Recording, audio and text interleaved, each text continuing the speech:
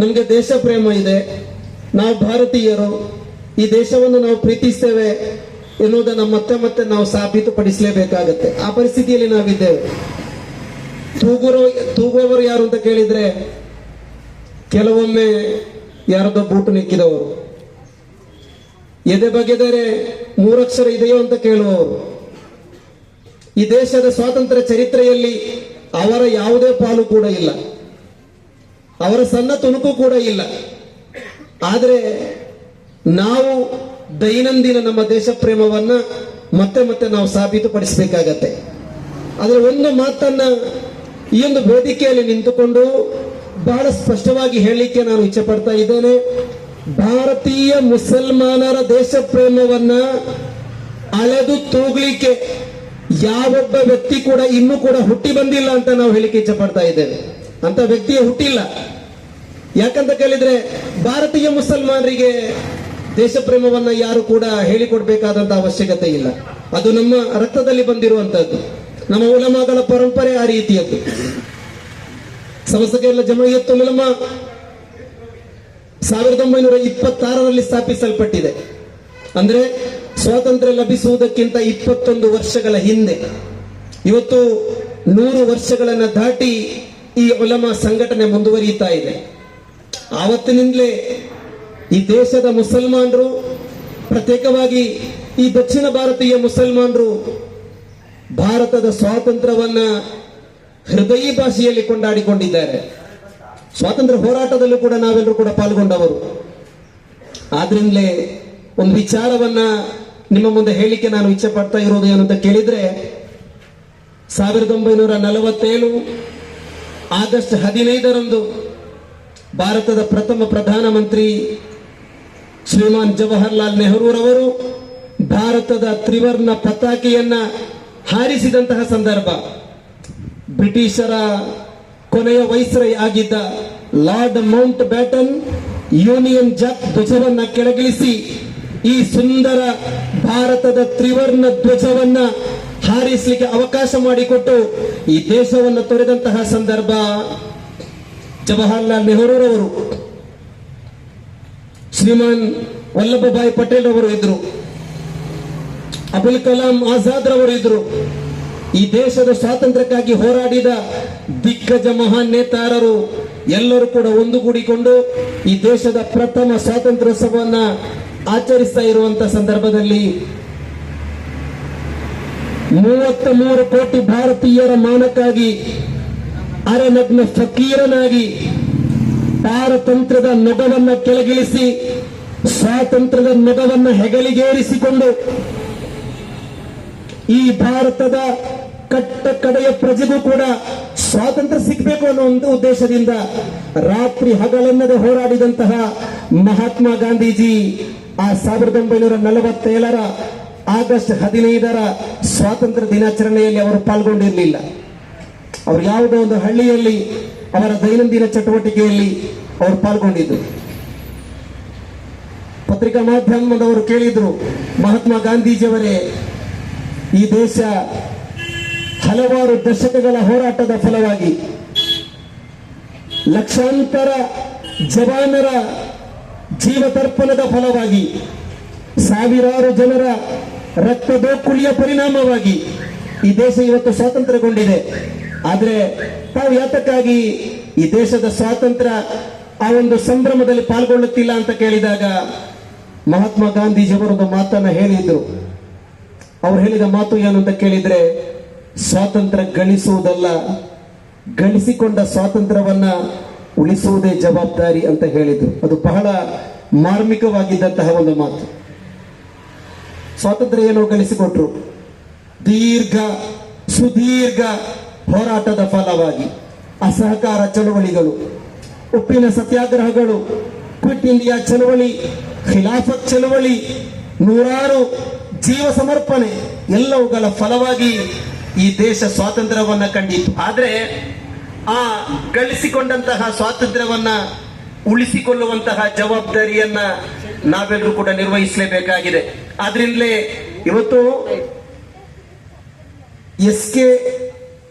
SOS Chikkamagaluru ಜಿಲ್ಲೆ ಇಂಥ ಒಂದು ರಾಷ್ಟ್ರ ರಕ್ಷಾ ಸಂಗಮ ಕಾರ್ಯಕ್ರಮವನ್ನು ಹಮ್ಮಿಕೊಂಡಿದೆ. ನಾವು ನಮ್ಮ ದೇಶ ಪ್ರೇಮವನ್ನು ಸಾಬೀತುಪಡಿಸಲಿಕ್ಕೆ ಆಗಿ ಇಲ್ಲಿ ಒಂದುಗೂಡಿಲ್ಲ, ಅದರ ಅವಶ್ಯಕತೆಯೂ ಇಲ್ಲ.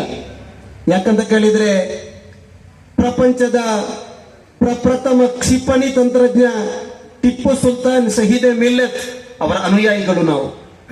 ಭಾರತದ ಪ್ರಥಮ ವಿದ್ಯಾಭ್ಯಾಸ ಮಂತ್ರಿ ಮೌಲಾನಾ ಅಬುಲ್ ಕಲಾಂ ಆಜಾದ್ ರವರ ಅನುಯಾಯಿಗಳು ನಾವು. 1930 ಇಂಗ್ಲೆಂಡಿನ ದುಂಡು ಮೇಜಿನ ಸಭೆಯಲ್ಲಿ ಅಲ್ಲಿನ ಪ್ರಧಾನಮಂತ್ರಿಯ ಮುಂದೆ ನಿಂತುಕೊಂಡು, ಮಿಸ್ಟರ್ ಪ್ರೆಸಿಡೆಂಟ್, ನೀವು ಭಾರತಕ್ಕೆ ಸ್ವಾತಂತ್ರ್ಯವನ್ನು ನೀಡಬೇಕು, ಇಲ್ಲ ಅಂತ ಹೇಳಿದ್ರೆ ಆ ಭಾರತದ ಮಣ್ಣಿನಲ್ಲಿ 6 ಅಡಿ ಮಲಗನವನಿಗೆ ಅವಕಾಶವನ್ನು ನೀಡಬೇಕು ಅಂತ ಹೇಳಿದ್ರ ಮೌಲಾನಾ ಮುಹಮ್ಮದ್ ಅಲಿ ಜೌಹರ್ ಅವರ ಅನುಯಾಯಿಗಳು ನಾವು. ಮೌಲಾನಾ ಶೌಕತ್ ಅಲಿ ಜೌಹರ್ ಅವರ ಅನುಯಾಯಿಗಳು ನಾವು.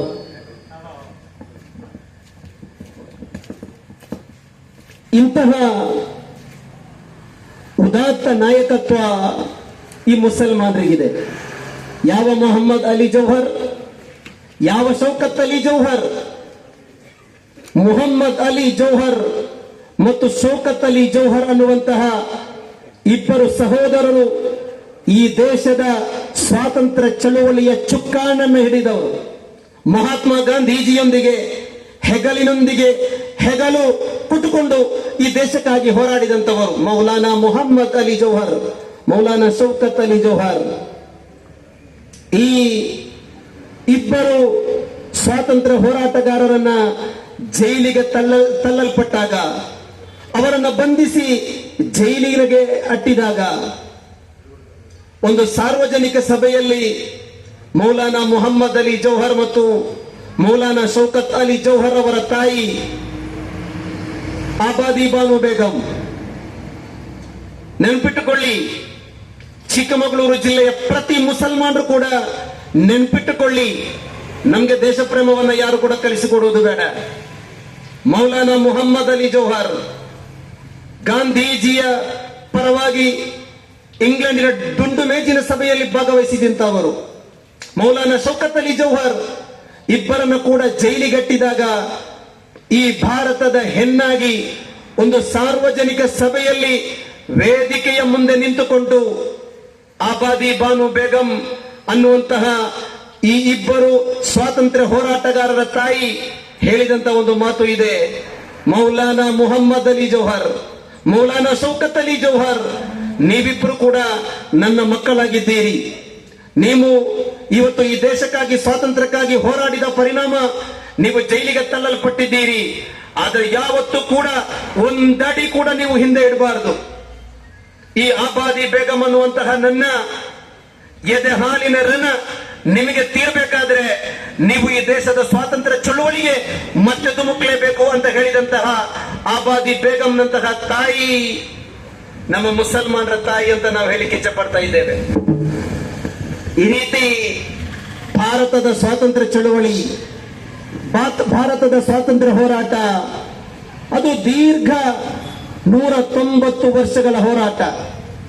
ಅದರ ಆರಂಭ ಎಲ್ಲಿ ಅಂತ ಕೇಳಿದ್ರೆ 1757ರ ಪ್ಲಾಸಿ ಕದನ. ಸಿರಾಜುದ್ದೌಲಾ ಅನ್ನುವಂತಹ ಈ ದೇಶದ ಓರ್ವ ರಾಜ ಬ್ರಿಟಿಷರ ವಿರುದ್ಧ ಸೆಣಸಾಡಿದಂತಹ ಪ್ಲಾಸಿ ಕದನ ಅದು ಈ ದೇಶದ ಸ್ವಾತಂತ್ರ್ಯ ಹೋರಾಟದ ಪ್ರಥಮ ಮೆಟ್ಟಿಲಾಗಿತ್ತು. ಆಮೇಲೆ 1857ರಲ್ಲಿ ಈ ದೇಶ ಕೊಂಡಾಡುವಂತಹ ಪ್ರಥಮ ಸ್ವಾತಂತ್ರ್ಯ ಸಂಗ್ರಾಮ ಅಂತ ಹೆಸರಿನಲ್ಲಿ ಕರೆಯಲ್ಪಡುವಂತಹ ಆ ಒಂದು ಸಂಗಮ, ಅದರ ನೇತೃತ್ವವನ್ನ ಯಾರು ವಹಿಸಿಕೊಂಡಿದ್ದದ್ದು? ಮೌಲಾನಾ ಬಹದ್ದೂರ್ ಶಾ ಜಫರ್. ರಂಗೂನಿನ ಸೆರೆಮನೆಗೆ ತಳ್ಳಲ್ಪಟ್ಟು ಅಲ್ಲೇ ವಿಧಿವಶರಾದಂತಹ ಬಹದ್ದೂರ್ ಶಾ ಜಫರ್ ಭಾರತದ ರಾಜರ ಆಳ್ವಿಕೆಯ ಕೊನೆಯ ಅರಸ. ಅವರು ಕೂಡ ಈ ದೇಶದ ಸ್ವಾತಂತ್ರ್ಯಕ್ಕಾಗಿ ಹೋರಾಡಿದವರು. ಈ ದೇಶದ ಮಣ್ಣು ಬಹಳ ಪವಿತ್ರ ಮಣ್ಣು. ಈ ದೇಶದ ಮಣ್ಣು ಬಹಳ ಶ್ರೇಷ್ಠವಾಗಿರುವಂತಹ ಮಣ್ಣು. ಈ ದೇಶಕ್ಕೆ, ಈ ಮಣ್ಣಿಗೆ, ಈ ಭೂಮಿಗೆ ಹಲವು ಪ್ರತ್ಯೇಕತೆಗಳು, ಹಲವು ವಿಶಿಷ್ಟತೆಗಳು ಇದೆ. ಪ್ರಪಂಚದ ಅತ್ಯಂತ ದೊಡ್ಡ ಪ್ರಜಾಸತ್ತಾತ್ಮಕ ಗಣರಾಜ್ಯ ಭಾರತ. ಇವತ್ತು ಪ್ರಪಂಚದಲ್ಲೇ ತಲೆ ಎತ್ತಿ ನಿಂತಿರುವಂತಹ ಒಂದು ರಾಷ್ಟ್ರ ನಮ್ಮ ಈ ಭಾರತ. ಈ ಭಾರತ ಇಷ್ಟೊಂದು ಗೌರವವನ್ನು ಪಡ್ಕೊಂಡಿದ್ರೆ ನಮ್ಮ ಹಿರಿಯರು ತ್ಯಾಗಗಳ ಮೂಲಕ, ಜೀವ ಸಮರ್ಪಣೆಯ ಮೂಲಕ, ರಕ್ತ ದೋರ್ಕುಳಿಯ ಮೂಲಕ ಈ ದೇಶಕ್ಕಾಗಿ ಅವರು ಮಾಡಿಕೊಟ್ಟಿರುವಂತಹ ಒಂದು ಸೇವೆ. ಇವತ್ತು ಕೆಲವರು ಅದನ್ನ ನಾಶಪಡಿಸಲಿಕ್ಕೆ ಶ್ರಮಿಸ್ತಾ ಇದ್ದಾರೆ. ಅತಿಥಿ ದೇವೋ ಭವ ಅಂತ ಕಲಿಸಿಕೊಟ್ಟಂತಹ ಮಣ್ಣು ಇದು. ಪ್ರತಿಯೋರ್ವನನ್ನ ಅತಿಥಿಯಾಗಿ ಕಾಣುವಂತ ಕಲಿಸಿಕೊಟ್ಟಂತಹ ಧರ್ಮಗಳು ಇರುವ ಮಣ್ಣು ಇದು. ಹಿಂದೂ, ಮುಸ್ಲಿಂ, ಕ್ರೈಸ್ತ, ಸಿಕ್ಕ, ಜೈನ, ಪಾರಸಿ ಧರ್ಮಗಳು ಯಾವುದೂ ಇರಲಿ, ಎಷ್ಟೋ ಧರ್ಮಗಳು ಈ ದೇಶದಲ್ಲಿ ಇದೆ. ಭಾಷೆಗಳು ಎಷ್ಟೋ ಇದೆ, ಆಚಾರಗಳು ಇದೆ, ಹಬ್ಬಗಳು ಇದೆ, ಹರಿದಿನಗಳು ಇದೆ, ವೇಷ ವಿಧಾನಗಳಲ್ಲಿ ವ್ಯತ್ಯಾಸ ಇದೆ. ಎಲ್ಲವುಗಳಲ್ಲೂ ಕೂಡ ವ್ಯತ್ಯಾಸ ಇದ್ರೂ ಕೂಡ ಈ ದೇಶ ವಿವಿಧತೆಯಲ್ಲಿ ಏಕತೆಯನ್ನ ಸಾರುವಂತಹ ಒಂದು ಅದ್ಭುತವಾಗಿರುವಂತಹ ಒಂದು ವೈಶಿಷ್ಟ್ಯತೆಯನ್ನ ಹೊಂದಿದೆ. ವಿವಿಧತೆಯಲ್ಲಿ ಏಕತೆ, ಅದು ಭಾರತಕ್ಕೆ ಮಾತ್ರ ಸೀಮಿತ. ಎಷ್ಟೋ ಭಾಷೆಗಳು, ಎಷ್ಟೋ ರಾಜ್ಯಗಳಲ್ಲಿ ವಿಧ ವಿಧದ ಭಾಷೆಯನ್ನಾಡುವ ಜನರು, ಹಲವು ವಿಧದ ಆಹಾರ ಪದ್ಧತಿಯನ್ನು ಅನುಸರಿಸಿಕೊಂಡು ಬಂದಿರುವಂತಹ ಜನರು ಎಲ್ಲ ಕೂಡ ಇದ್ರೂ ನಾವೆಲ್ಲರೂ ಕೂಡ ಒಂದೇ ಅನ್ನುವಂತಹ ಒಂದು ಸಂದೇಶವನ್ನ ಪ್ರಪಂಚದ ಮುಂದೆ ನಾವು ಒತ್ತಿ ಹೇಳ್ತಾ ಇದ್ದೇವೆ.